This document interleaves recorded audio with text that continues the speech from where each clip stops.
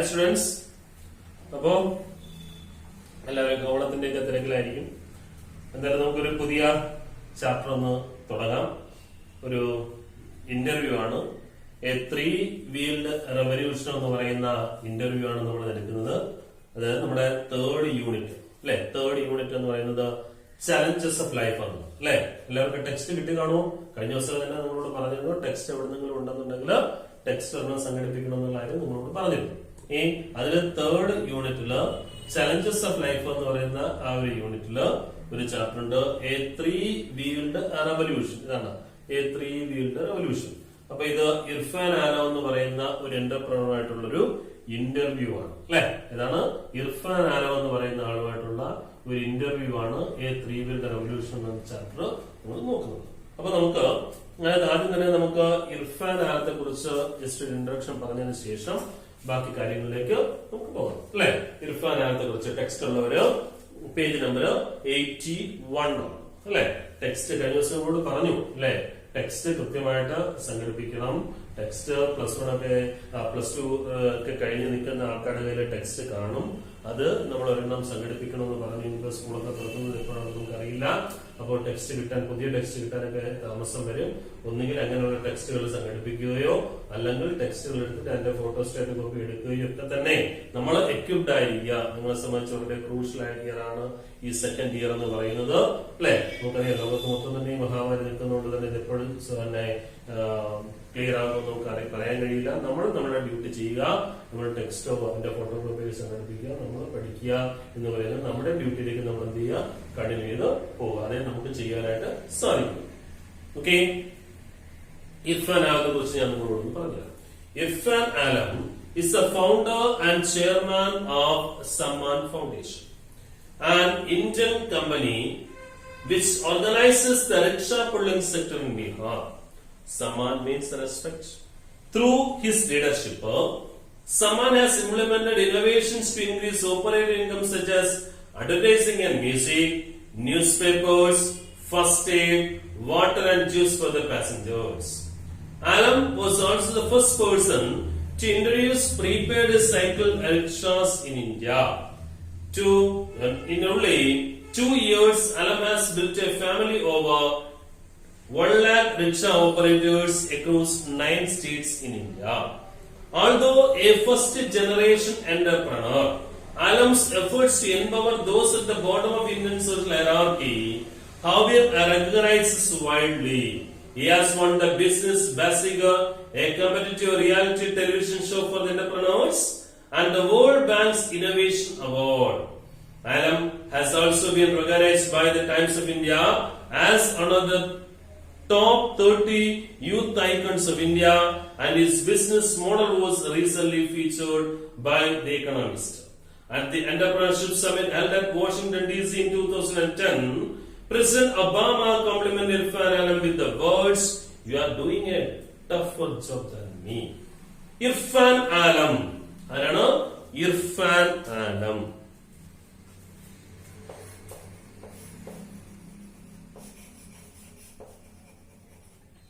Irfan Alam. Irfan Alam is the founder and chairman of Samman Foundation. Irfan Alam is the chairman, founder and chairman of Samman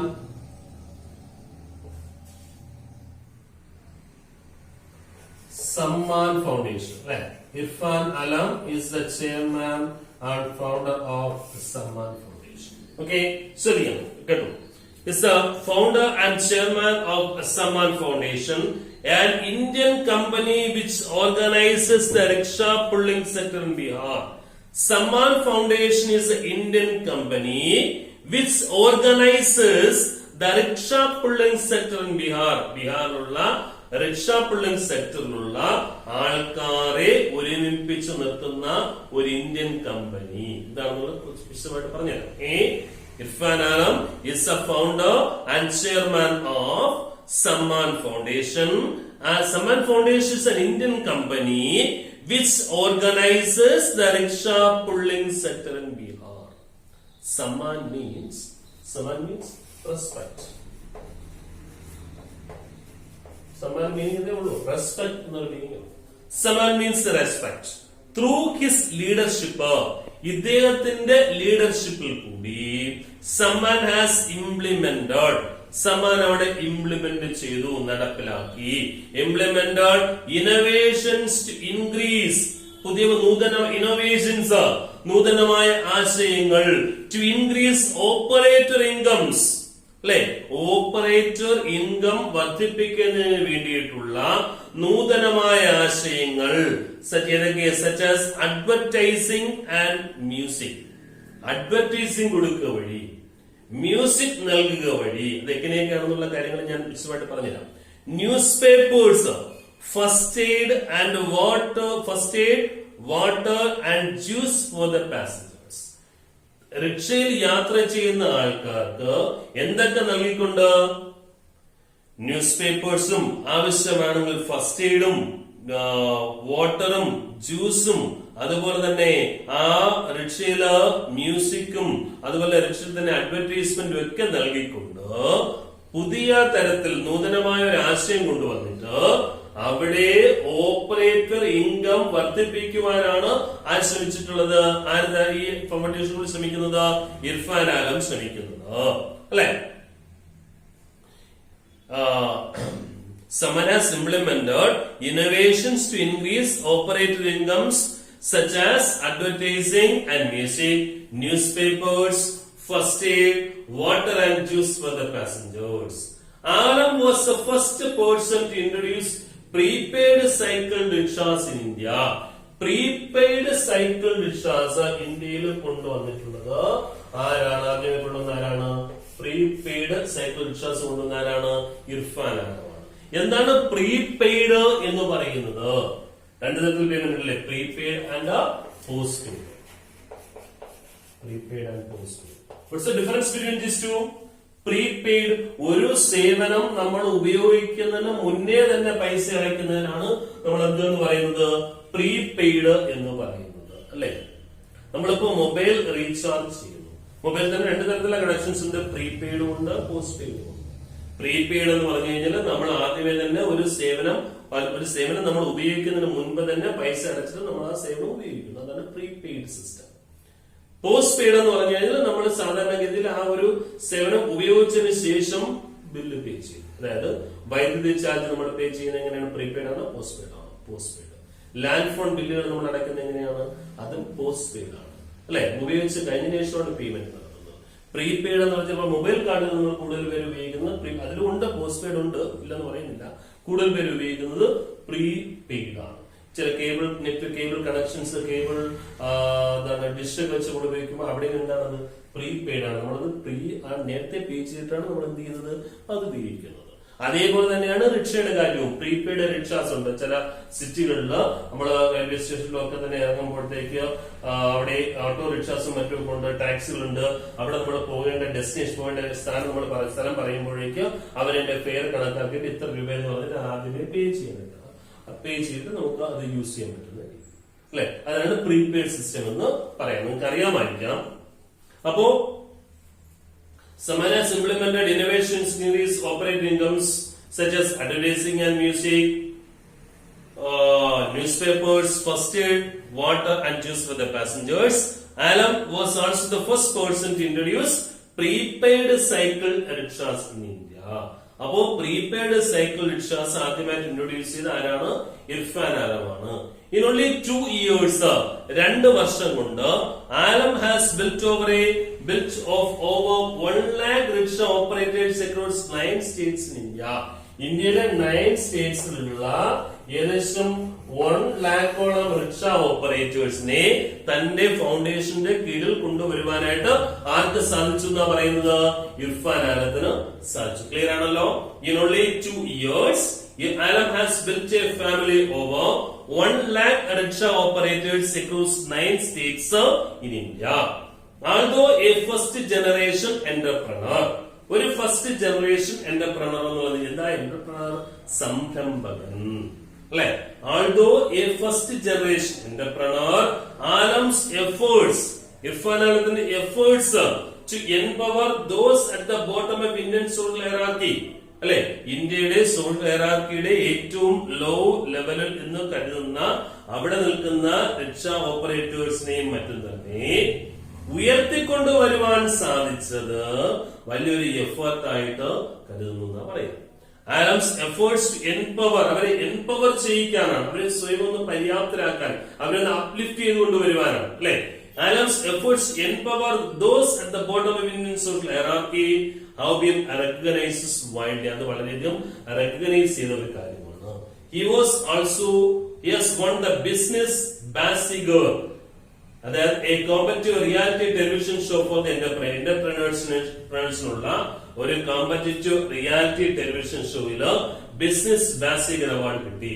and the world bank's innovation award, world ബാങ്കിന്റെ innovation award. Alam has also been recognized by the Times of India as one of the top 30 youth icons of India, and his business model was recently featured by The Economist.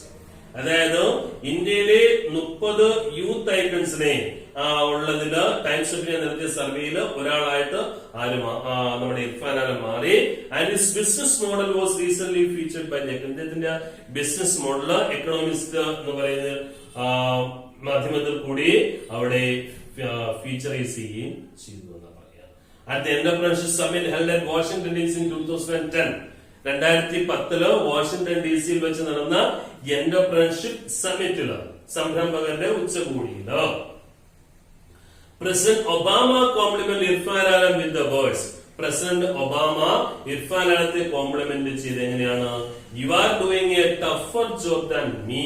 നീ ഇപ്പൊ ചെയ്യുന്ന ജോലി എന്ന് പറയുന്നത് ഞാൻ ചെയ്യുന്ന ജോലിയേക്കാൾ ഒരുപക്ഷെ കഠിനമാണ് എന്നാണ് ആര് കോംപ്ലിമെന്റ് ചെയ്ത്? പ്രസിഡന്റ് ഒബാമ കോംപ്ലിമെന്റ് ചെയ്ത്. President Obama compliment Irfan Alam with the words you are doing a tougher job than me.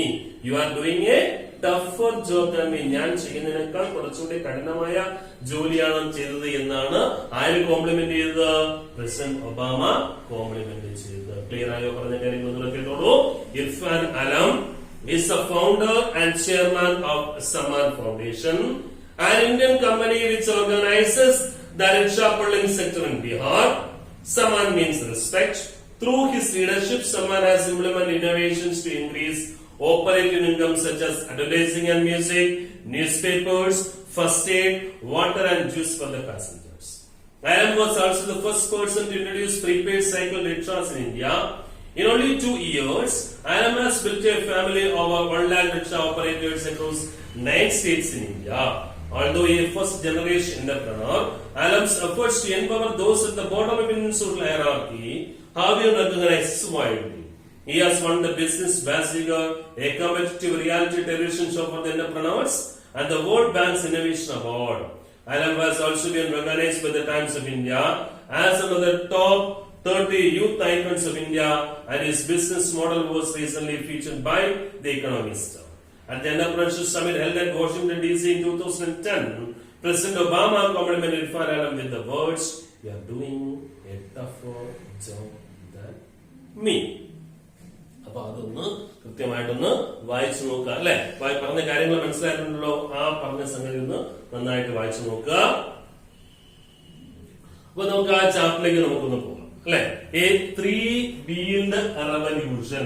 എന്താണ് എ 3-wheeled revolution വെച്ചാല്? 3-wheeled എന്ന് വെച്ചാല് 3 ചക്ര, മുച്ചക്ര.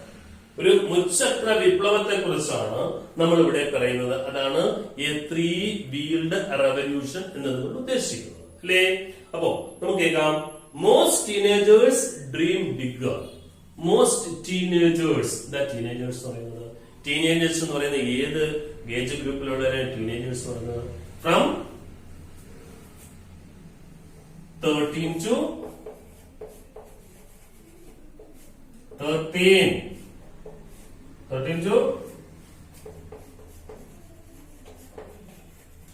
19. That's a teenage. That's a teenage. 13 to 19. Most teenagers dream bigger. Teenage മാത്രം എല്ലാവരും അല്ലെ, എല്ലാവരും സ്വപ്നം കാണുന്നത് വലിയ വലിയ സ്വപ്നങ്ങളാണ് എല്ലാവരും കാണുന്നത്. Especially teenagers. Most teenagers dream bigger.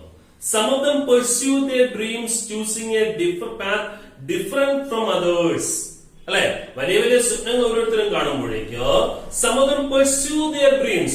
ചിലര് അവരുടെ ഡ്രീംസ് സ്വപ്നം നേടിയെടുക്കുന്നു, ആ സ്വപ്നത്തെ മെറ്റീരിയലൈസ് ചെയ്യാൻ സാക്ഷാത്കരിക്കാനാണ് ശ്രമിക്കുന്നു. Choosing A path different from those of others. മറ്റുള്ളവരിൽ നിന്നും ഡിഫറെന്റ് ആയ ഒരു പാത്ത് തിരഞ്ഞെടുത്തുകൊണ്ട് ജീവിതത്തെ കരുപ്പിടിപ്പിക്കാൻ ശ്രമിക്കുന്നു കൂടുതൽ പേരും. മനസ്സിലാവുന്നുണ്ടോ?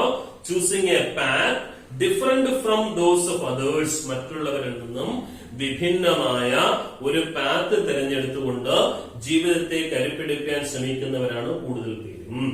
ദേ decide their route of life. അവരുടെ ജീവിതത്തിന്റെ ഗതി എന്ന് പറയുന്ന റൂട്ട് എന്ന് പറയുന്നത് അവർ തന്നെ എന്ത് ചെയ്യുന്നു? ഡിസൈൻ ചെയ്യുന്നു. They design their own route of life. Success is for those who think big and act differently. Success എന്ന് പറയുന്നത്, വിജയം എന്ന് പറയുന്നത് is for those, എങ്ങനെയുള്ള ആൾക്കാർക്കാണ്? Success is for those who think bigger, വളരെ വലുതായി ചിന്തിക്കുന്നവർക്ക്, ആൻഡ് ആക്ട് ഡിഫറന്റ്ലി, ഡിഫറന്റ് ആയി പ്രവർത്തിക്കുന്നവരുടെ കൂടെയാണ് എന്ത് എന്ന് പറയുന്നത്? സക്സസ് എന്ന് പറയുന്നത്. സക്സസ് മീൻസ് വിജയം എന്ന് പറയുന്നത്, അല്ലെ? Success is for those who think big and act differently. Different ആയിട്ട് ആക്ട് ചെയ്യുന്നവരോടും ഡിഫറെന്റ് ആയിട്ട് ചിന്തിക്കുന്നവരോടും ഒക്കെയാണ്, ഒപ്പമാണ് എന്ത് എന്ന് പറയുന്നത്? സക്സസ് എന്ന് പറയുന്നത്. Success is for those who think big and act differently. Different ആയിട്ട് ആക്ട് ചെയ്യുന്നവരിലും ഡിഫറെന്റ് ആയിട്ട് തിങ്ക് ചെയ്യുന്നവരിലും ഒക്കെയാണ് എന്ത് എന്ന് പറയുന്നത്? സക്സസ് എന്ന് പറയുന്നത്, അല്ലെ? ഒന്നുകൂടെ കേട്ടോളൂ. Most teenagers dream big. Some of them pursue their dreams, choosing a path different from those of others. They decide their route of life. Success is for those who think big and act differently. Have you come across the word entrepreneurship? എപ്പോഴെങ്കിലും entrepreneurship എന്ന് പറയുന്ന ഒരു വാക്ക് കേട്ടിട്ടുണ്ടോ? പ്രത്യേകിച്ച് commerce students ഒരുപക്ഷെ കേട്ടിട്ടുണ്ടാവും entrepreneurship എന്നുള്ള വാക്ക്. എന്താ എന്റർപ്രണർ എന്ന് വെച്ചാൽ സംരംഭകൻ എന്നർത്ഥം, അല്ലെ?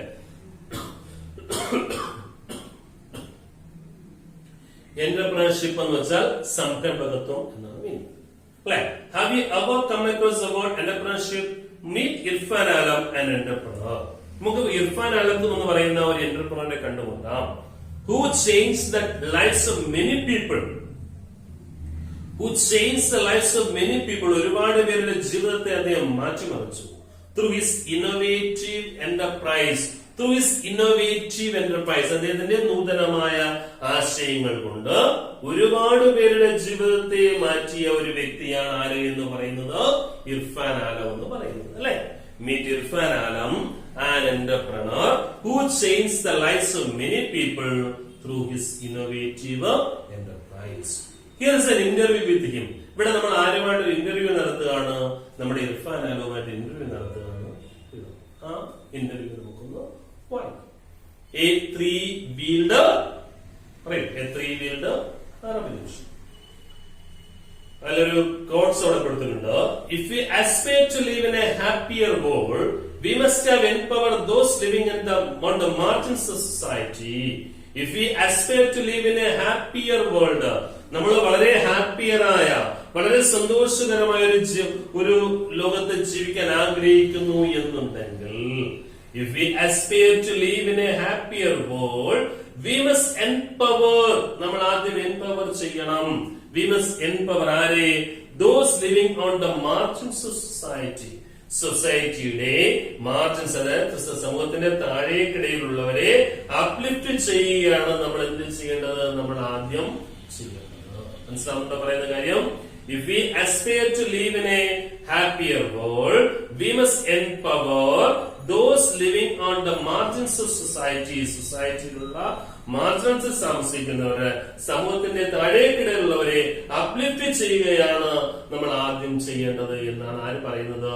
അവിടെ ഒരു കോട്സ്, ഒരു കൊട്ടേഷൻ ഇവിടെ മീൻ ചെയ്യും. ദാറ്റ് മീൻസ് ആ സമൂഹത്തിന്റെ താഴേക്കിടയിലുള്ളവരുകൂടി ഉയർന്നു വന്നാൽ മാത്രമേ നമുക്കൊരു ഹാപ്പിയർ വേൾഡ് എന്ന് പറയുന്നൊരു കൺസെപ്റ്റ് അവിടെ സംജാതമാകുകയുള്ളൂ എന്നാണ് പറയുന്നത്. ക്ലിയർ ആണെന്നുള്ള പറയുന്ന കാര്യം?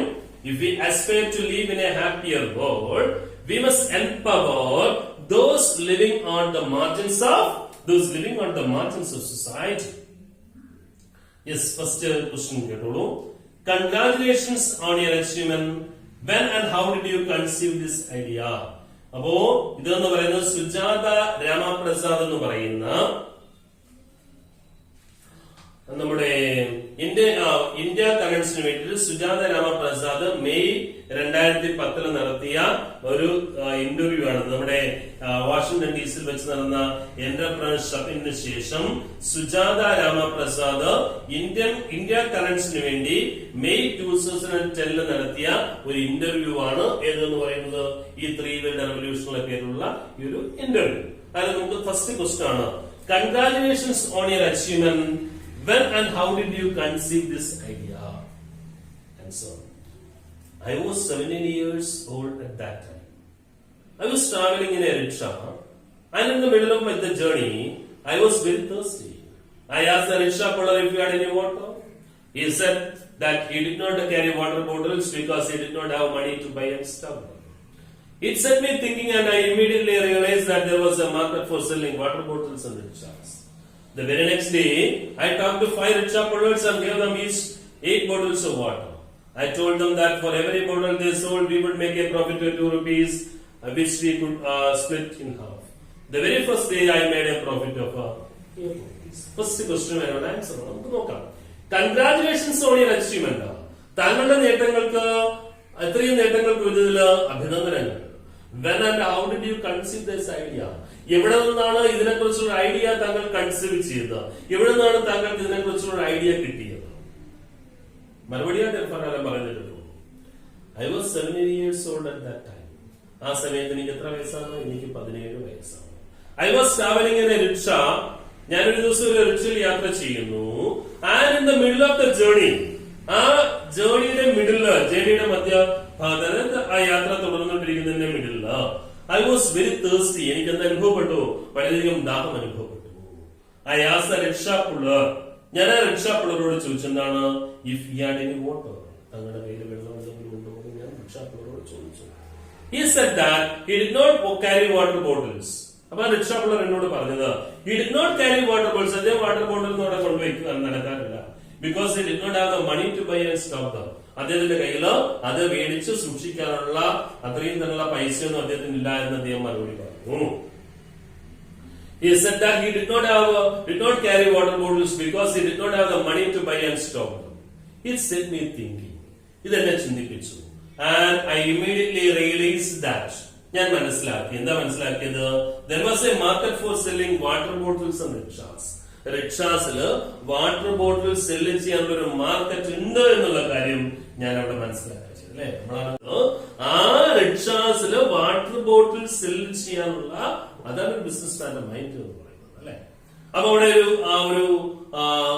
ഒരു ബിസിനസ് റൂം അവിടെ അല്ലെ. It set me thinking, and I immediately realized that there was a market for selling water bottles and rickshaws. The very next day, പിറ്റേ ദിവസം, I talked to 5 rickshaw pullers. ഞാൻ അവിടെയുള്ള 5 rickshaw pullersനോട് ഞാൻ സംസാരിച്ചു. And gave them each 8 bottles of water. ഞാൻ ഓരോരുത്തർക്കും 8 ബോട്ടിൽ വീതം വെള്ളവും കൊടുത്തു. Okay? I talked to 5 rickshaw pullers and gave them each 8 bottles of water. ഓരോരുത്തർക്കും 8 ബോട്ടിൽ വീതം വെള്ളവും കൊടുത്തു. എത്ര ആൾക്കാർക്കാണ്? 5 rickshaw pullers. അല്ലെ, 5 rickshaw pullersന് കൊടുത്തു. I told them that for every bottle they sold, we would make a profit of 2 rupees, which we could split in half. അപ്പൊ ഓരോ ബോട്ടിലിനും എത്ര രൂപ വീതം കിട്ടുമെന്ന്? ഓരോ ബോട്ടിലിനും 2 രൂപ വീതം ലാഭം കിട്ടുകയും ആ ലാഭത്തിന്റെ പകുതി 1 രൂപ എനിക്കും 1 രൂപ റിക്ഷാ പുള്ളർക്കും എടുക്കാവുന്ന നിലയിലാണ് നമ്മൾ എന്ത് ചെയ്യുന്നത്? ആ തരത്തിലാണ് നമ്മുടെ ഇർഫാൻ ആല വാട്ടർ ബോട്ടിൽ കൊടുത്തത്. I told them that for every bottle they sold, we would make a profit of 2 rupees, which we could split in half. അങ്ങനെ മൊത്തം എത്ര ബോട്ടിൽ കൊടുത്തേ? 8 into 5 40. അല്ലെ, ആ 40 ഓരോ ബോട്ടിലും എത്ര ലാഭം കിട്ടും? ഓരോ ബോട്ടിൽ 40 ബോട്ടിൽ കൊടുത്തില്ലേ?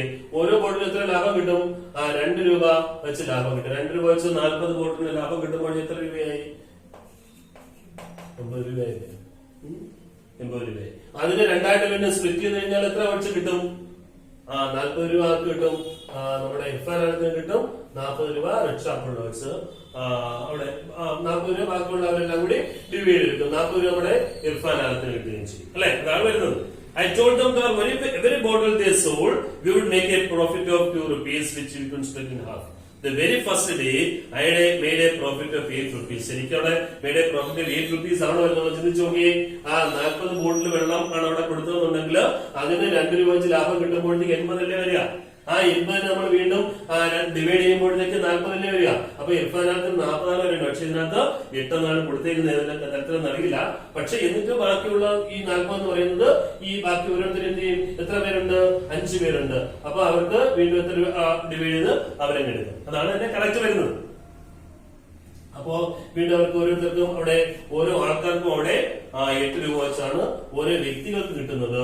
പക്ഷെ ഇത് മൊത്തത്തിൽ ഇർഫാൻ ആലം എടുത്തേക്കുന്ന ആണ് കൊടുത്തുകൊണ്ട് അദ്ദേഹം 40 ബോട്ടിലേ കൊടുത്തത്.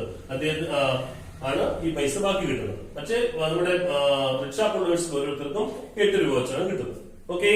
അപ്പോ the very first day I made A profit of 8 rupees. ആദ്യ ദിനത്തിൽ തന്നെ ആ പ്രോഫിറ്റ് എടുക്കുവാനായിട്ട് ഇതിന് സാധിച്ചു എന്നുള്ളതാണ് അതിന്റെ പ്രത്യേകത. മനസ്സിലായില്ലേ? അപ്പോ ഇതാണ് നമ്മുടെ ആദ്യത്തെ ചോദ്യവും അതിനുള്ള ഉത്തരം. Congratulations on your achievement. When and how did you conceive this idea? I was 17 years and old at that time. I was traveling in a rickshaw and in the middle of the journey I was very thirsty. I asked the rickshaw puller if he had any water. He said that he did not carry water bottles because he did not have the money to buy and stock them. It set me thinking, and I immediately realized that there was a market for selling water bottles and rickshaws. The very next day, I talked to 5 rickshaw pullers and gave them each 8 bottles of water. I told them that for every bottle they sold, we would make a profit of 2 rupees, which we would split in half. The very first day, I made a profit of 8 rupees. അപ്പോ ഈ നമ്മുടെ ഓരോരുത്തരോടും നമ്മുടെ ഇർഫാൻ ആലം പറഞ്ഞേക്കുന്നത് ഈ കണക്ക് കണക്കാണ്. ഓരോരുത്തരോടും പറഞ്ഞേക്കുന്നത് നിങ്ങൾ ഓരോരുത്തരും വിൽക്കൂ, അപ്പോഴത്തേക്ക് അതിനുള്ള ലാഭം അല്ലെ ഓരോരുത്തർക്കും എന്നുള്ള ലാഭം വെച്ചിട്ടാണെങ്കിൽ ഈ പറഞ്ഞ 8 rupees ആണ്. ഇർഫാൻ ആലത്തിന് ടോട്ടലായിട്ട് മൊത്തത്തിലുള്ള ലാഭം എന്ന് പറഞ്ഞ 40 rupees ആണ്. ക്ലിയർ ആവുന്നില്ല? ഞാൻ പറഞ്ഞ കാര്യം മനസ്സിലായല്ലോ? മനസ്സിലാക്കാണോ വിശ്വസിച്ചു? The very first day I made a profit of 8 rupees. അതാണ് ഫസ്റ്റ് ക്വസ്റ്റ്യൻ. ഇനി രണ്ടാമത്തെ ചോദ്യം എന്ന് പറയുന്നത്, you are very young when you come up with and executed this idea. You are very young when you came up with and executed this idea. ഈ idea execute ചെയ്യുന്ന സമയത്ത് താങ്കൾ വളരെ ചെറുപ്പമായിരുന്നല്ലോ. Yes, I guess entrepreneurship is in my blood. I had an interest in business from the very early age. During the stock market scam in 1992, my father and his family and many of his friends lost a lot of money. That is when I started taking interest in the stock market and began researching on various companies. Interestingly, using my advice, all of my father's friends recovered their losses and most of them started making profits. This enabled me to start my business, start my first portfolio management firm at the age of 13. When my parents found out that I was dabbling in the rickshaw sector as well, they pulled me aside and asked me to stop doing it and concentrate on my studies. I shunned it, but my interest never waned. I kept reading and researching on this sector all through my college days in Pondicherry, where I pursued my Masters of Foreign Trade degree. You are very young when you came up with and executed this idea. ഈ idea execute ചെയ്യുന്ന സമയത്ത് താങ്കൾ വളരെ young ആയിരുന്നല്ലോ. Yes, I guess entrepreneurship is in my blood. എനിക്കറിയാം entrepreneurship എന്ന് പറയുന്നത് എന്റെ ബ്ലഡിൽ നേരത്തെ തന്നെ ഉണ്ടായിരുന്നു.